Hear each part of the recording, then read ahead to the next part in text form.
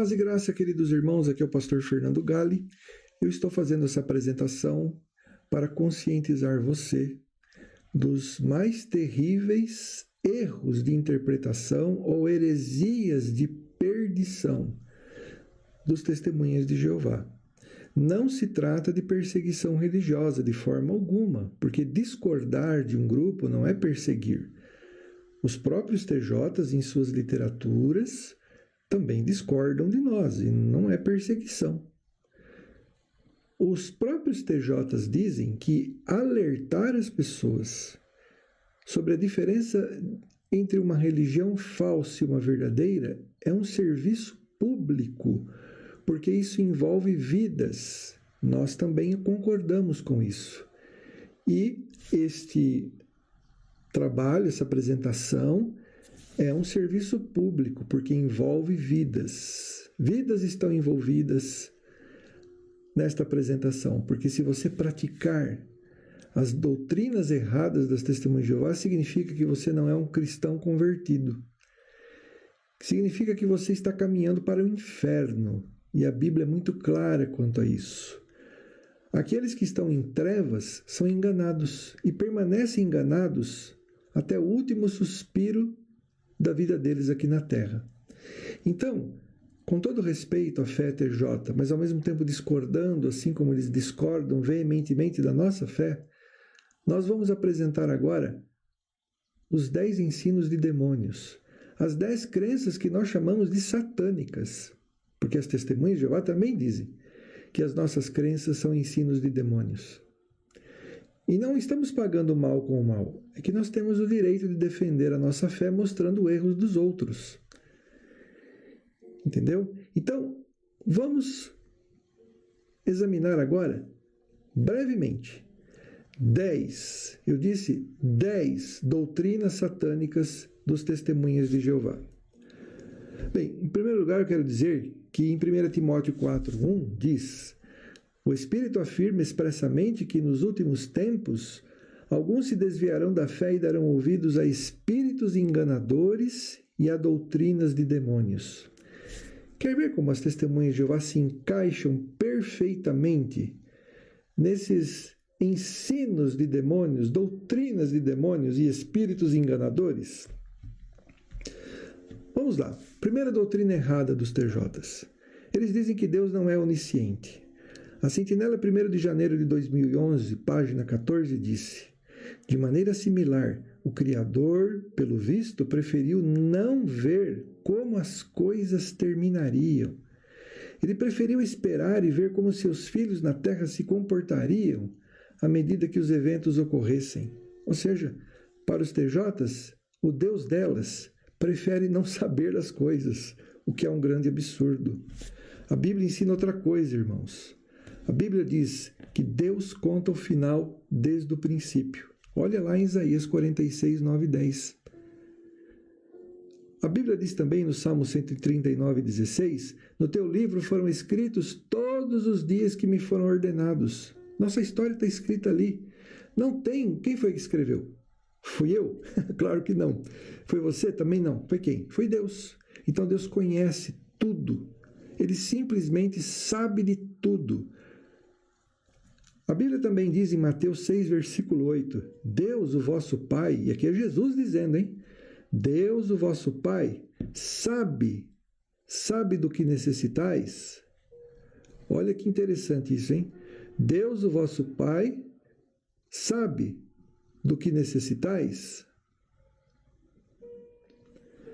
O que diz aí? Olha lá, presta atenção.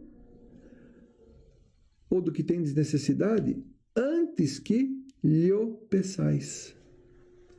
Olha que coisa sensacional isso, né?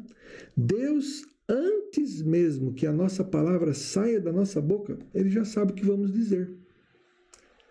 Então, não tem essa conversa, sabe?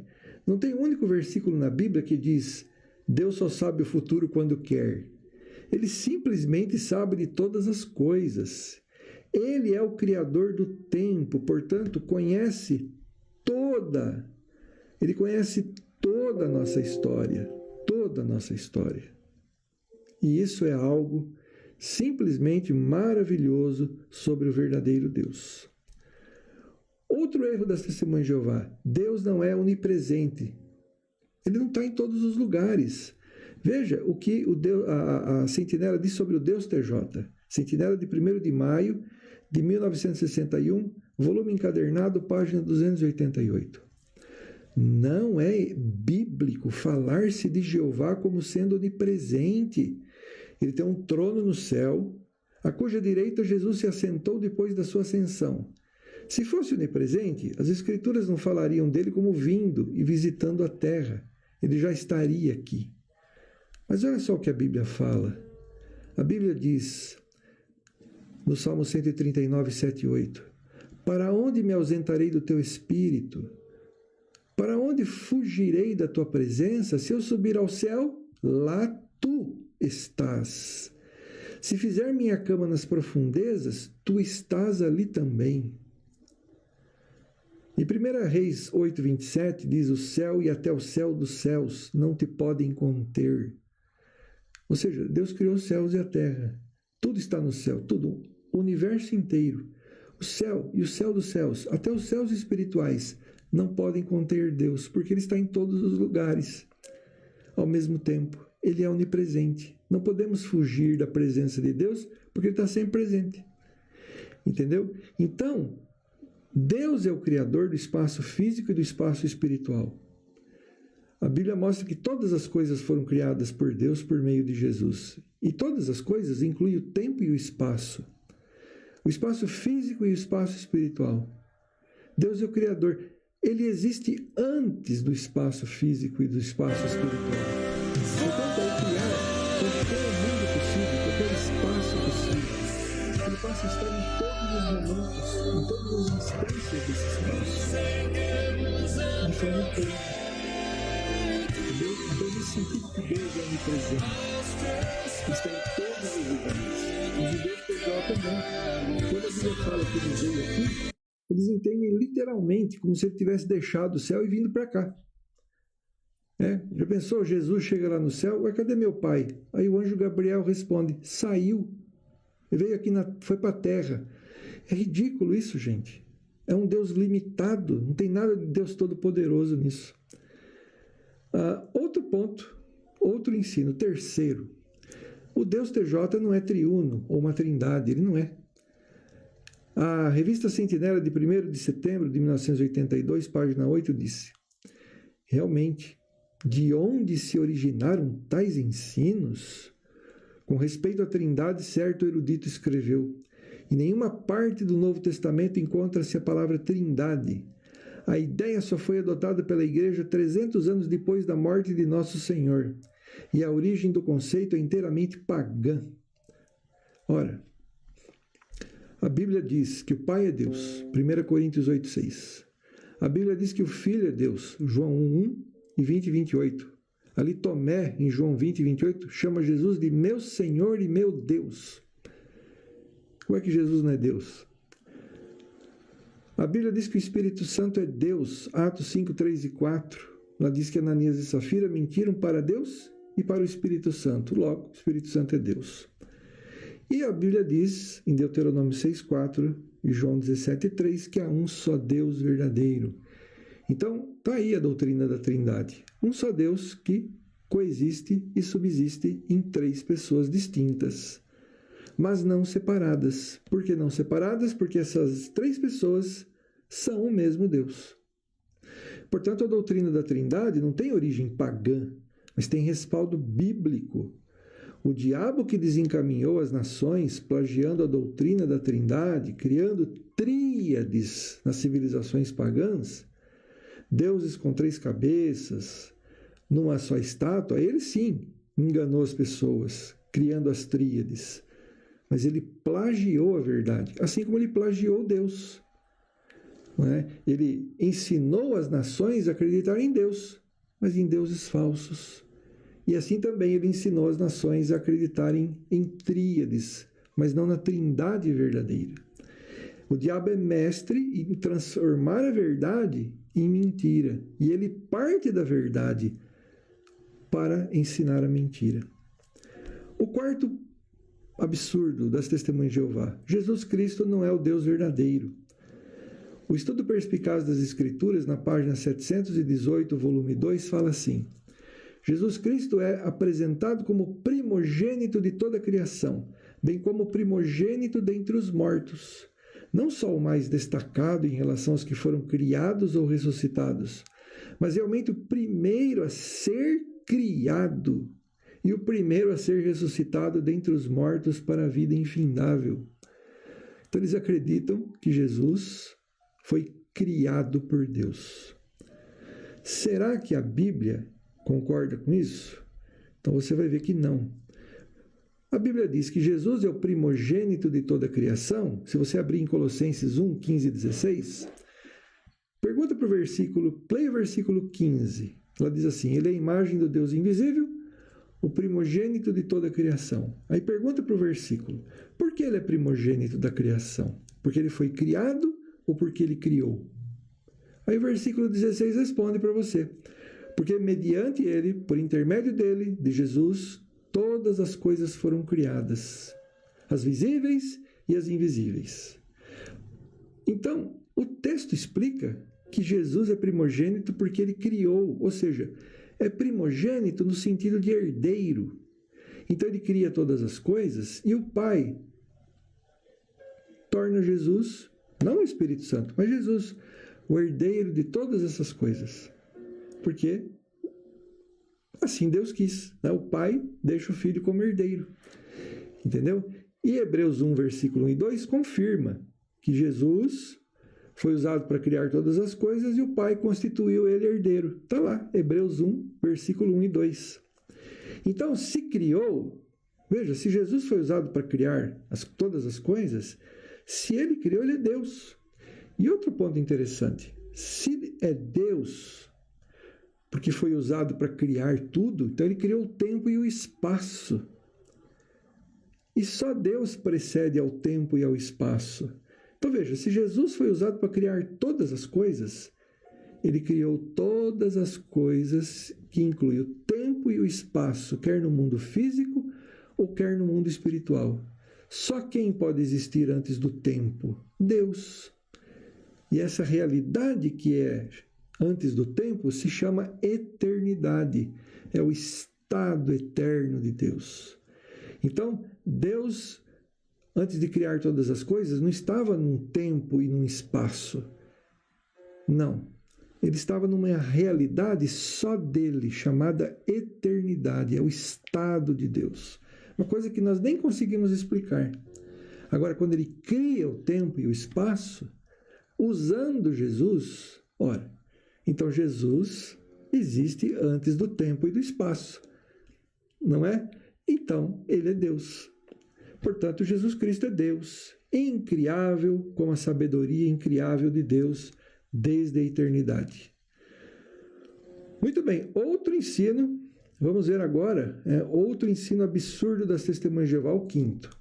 Jesus nasceu de novo. Você acredita nisso? Que os testemunhos de Jeová ensinam que Jesus nasceu de novo? Ah, não é possível. Sim, no site deles, nesse endereço eletrônico que está aqui, nós vemos o seguinte, ó: Jesus foi a primeira pessoa que nasceu de novo. Ele foi batizado no Rio Jordão.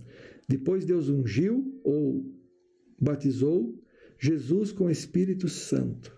Nesse momento, Jesus nasceu de novo como filho espiritual de Deus, com a esperança de voltar a viver no céu. Ainda tem essa.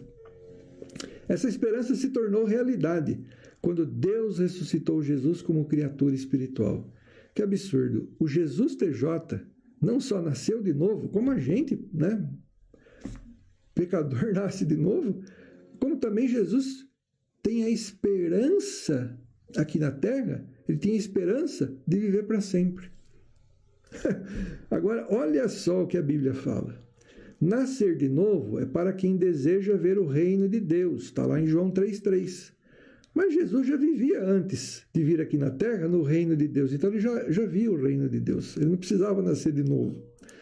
Nascer de novo é para pecadores que estão mortos em pecados e delitos e precisam de Cristo para receber a nova vida que Cristo dá.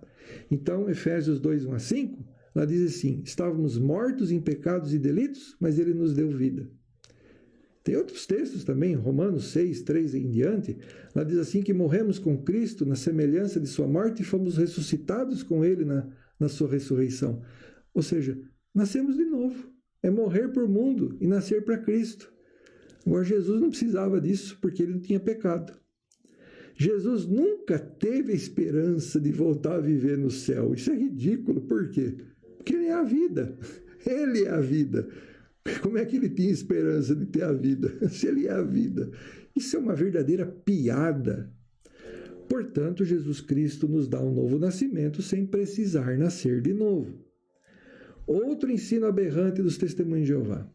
O Espírito Santo não é uma pessoa, mas uma força. Eles dizem no livro Raciocínios à Base das Escrituras, na página 143. É lógico concluir que o Espírito Santo seja a força ativa de Deus. Não é uma pessoa, mas a poderosa força que Deus faz emanar de si mesmo para realizar sua santa vontade. Será que a Bíblia concorda que o Espírito Santo de Deus é essa força? Bom, nós não vamos negar que o Espírito Santo é o poder de Deus, claro. Em 1 Coríntios 1, 24, diz que Jesus também é o poder de Deus. Então, isso não quer dizer que Jesus não seja uma pessoa. Agora, olha o que a Bíblia diz sobre o Espírito Santo. O Espírito Santo é uma pessoa, sim, porque ele tem o poder, não é o poder. Romanos 15, 13 usa a expressão poder de Espírito Santo. Ora, poder de Deus, Deus tem poder. Poder de Cristo, Cristo tem poder. Poder do diabo, o diabo tem poder. Poder do Espírito Santo, o Espírito Santo tem poder. Por isso que Jesus fala em Atos 1,8, recebereis poder ao descer sobre vós o Espírito Santo. Por isso que a gente fica cheio do Espírito Santo, ou seja, fica cheio daquilo que o Espírito Santo faz para a gente, nos dá poder. Né? Quando você fala que está cheio de uma pessoa, não é que a pessoa entrou dentro de você, significa que você está cheio do que a pessoa está fazendo, né? É por você. Então, no caso do Espírito Santo, que ele é um ser espiritual e um ser pessoal, ele nos dá poder. Então, nós ficamos cheios do poder do Espírito Santo, que é ele que nos dá. Agora, o texto de João 16, 13 e 14, o Espírito Santo é um ser pessoal porque somente uma pessoa pode falar do que ouve. Quando Jesus promete a vinda do Espírito Santo, ele falará do que tiver ouvido. Como é que uma força fala do que ouve? Porque lá diz o que ele ensinaria, mas a Bíblia ensina, né? A Bíblia ensina, então não precisa ser pessoa para ensinar. Ele me glorificará. Mas os céus declaram a glória de Deus. E céu não é pessoa. Mas aqui, ele falará do que tiver ouvido. Ora, aqui está falando que o Espírito Santo falaria aquilo que ele tivesse ouvido. Ou seja, na Trindade, quem determina o que o Filho e o Espírito Santo vão dizer para nós é o Pai. Por isso Jesus falava, não falo nada da minha própria iniciativa. E também aqui em João 16, 13 e 14, Jesus fala, ele não falará de si mesmo, ou seja, de sua própria iniciativa. O Espírito Santo não age sozinho na Trindade. É o Pai que determina dizer o que o Espírito Santo vai revelar, vai iluminar a gente para compreender, entendeu? Então é assim que funciona. São iguais em natureza, mas diferentes em posição. E o Pai é que determina as coisas ali no céu. O Espírito Santo também é um ser pessoal, porque a Bíblia diz que se pode mentir a ele. Mas pode-se mentir contra a verdade, diz a Bíblia. Então, contra é uma coisa, mentir contra é uma coisa. Eu posso mentir contra a verdade, mas eu não posso mentir para a verdade. Porque a verdade não é ser que vai entender a minha mentira. Então, mentir para o Espírito Santo é mentir para alguém e não contra alguém. E também se pode entristecê-lo, né? Efésios 4:30. Né? Muito bem, você já mentiu para sua porta?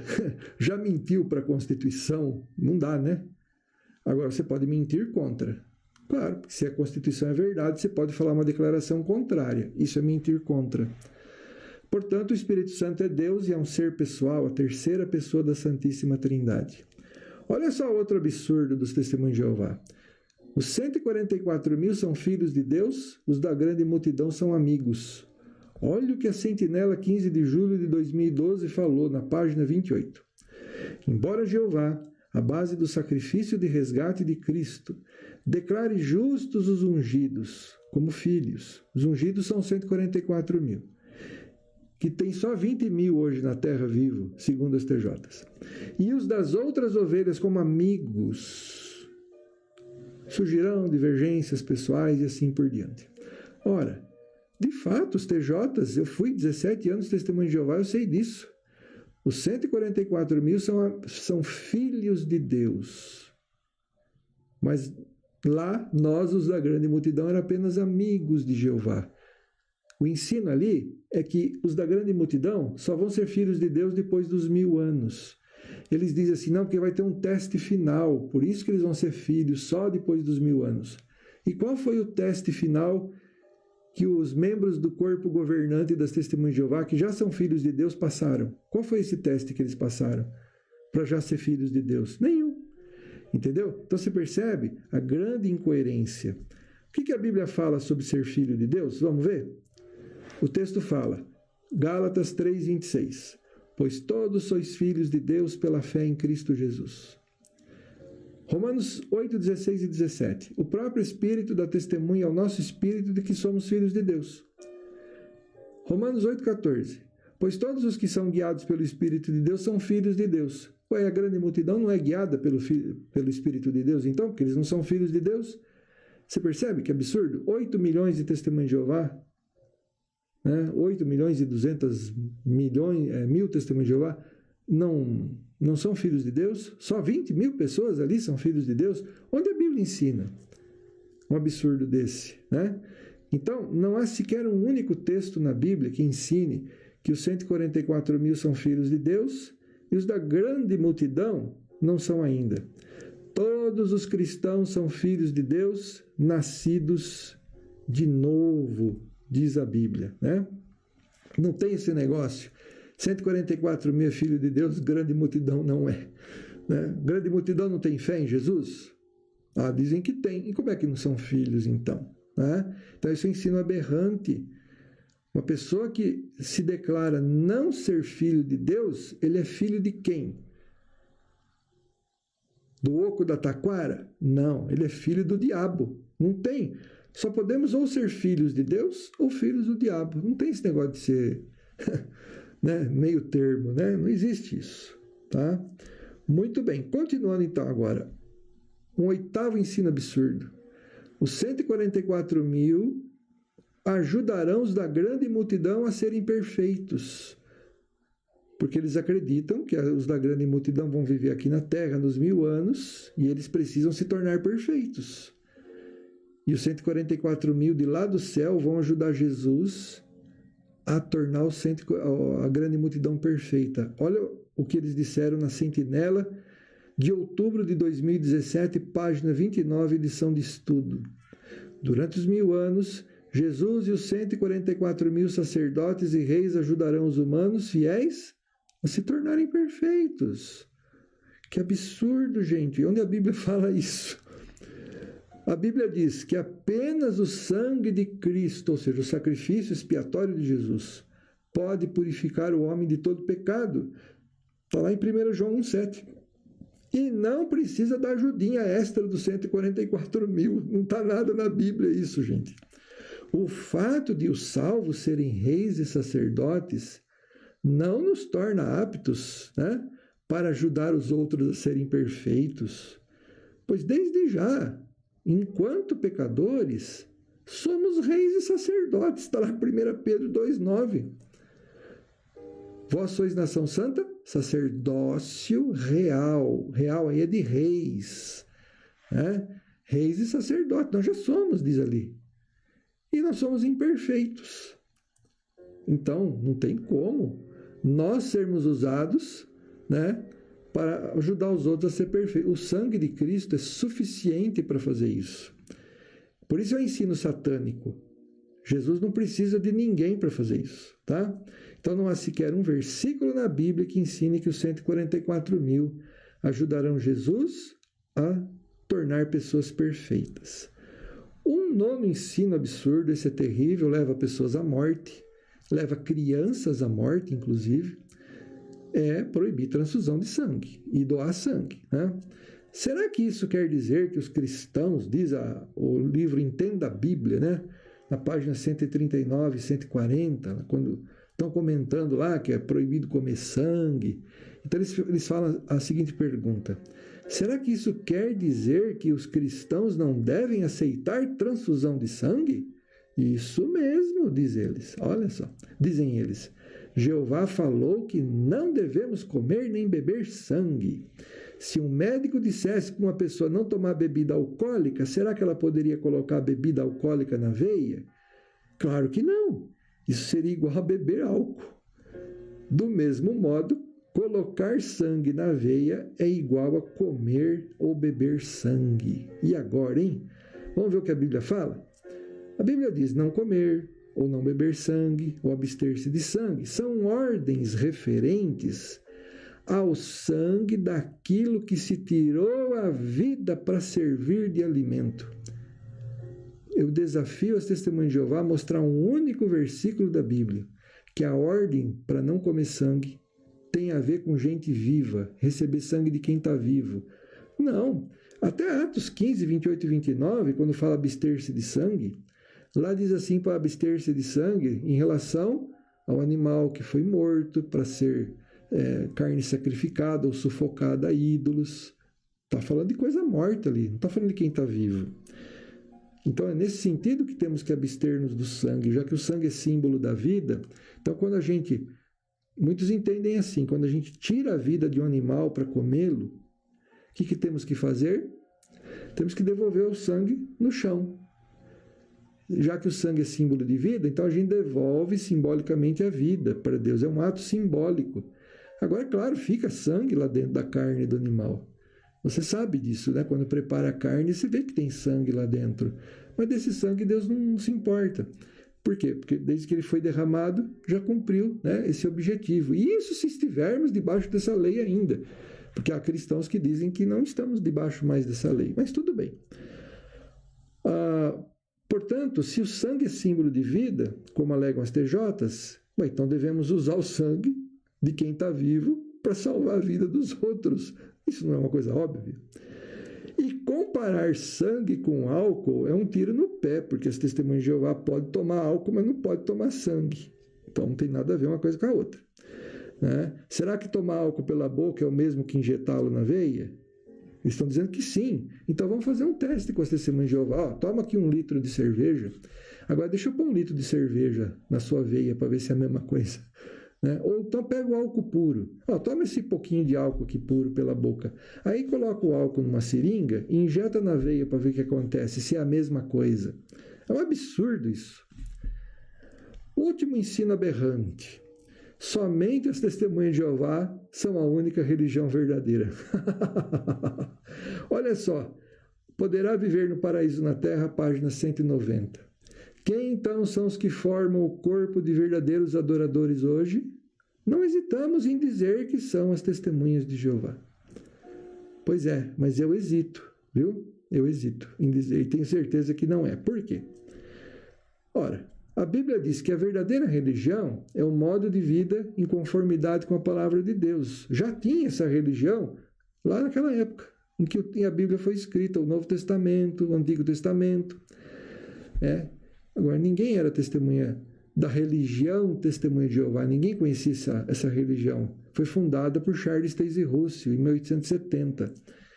A verdadeira religião é a fé em Jesus Cristo em ação, cuidar das viúvas, dos órfãos, ou seja, é pegar sua fé e pôr em ação. Essa é a verdadeira religião. A verdadeira religião. A verdadeira igreja é a união de todos os salvos, de todas as eras da história do cristianismo, pelo nome de Jesus Cristo. Então, Efésios 5:25 diz que Cristo se entregou por sua igreja. Essa igreja já existia lá. Agora, existia a religião Testemunhas de Jeová? Claro que não. Ninguém. Nunca. Não, só nós usamos o nome Jeová no nome da nossa religião. E os cristãos não usaram por quê? E os apóstolos, eles eram de alguma religião que tinha o nome de sua religião? Jeová no meio? Claro que não. Isso é besteira. Entendeu? A Bíblia diz que é o nome de Jesus, o nome que está acima de todo nome. Portanto, quem achar que a religião verdadeira é aquela que já mudou 362 vezes de ensino, previu a volta de Jesus para 1914, 1925, 1975, que prega todos os ensinos errôneos que nós vimos até agora aqui, olha, essa pessoa precisa se converter ao verdadeiro Deus da Bíblia.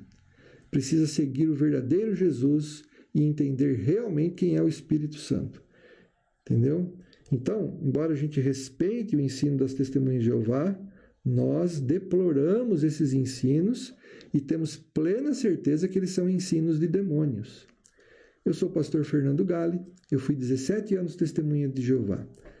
Há ainda centenas de erros de interpretação nessa organização.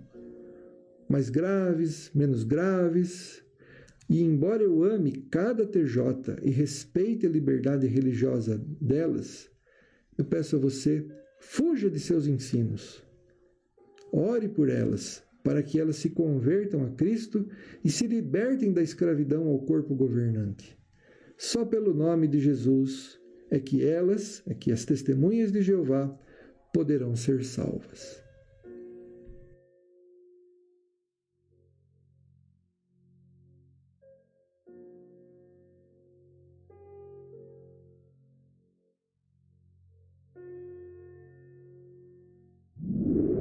Você está ouvindo Web Rádio Servindo com Amor. 24 horas com você.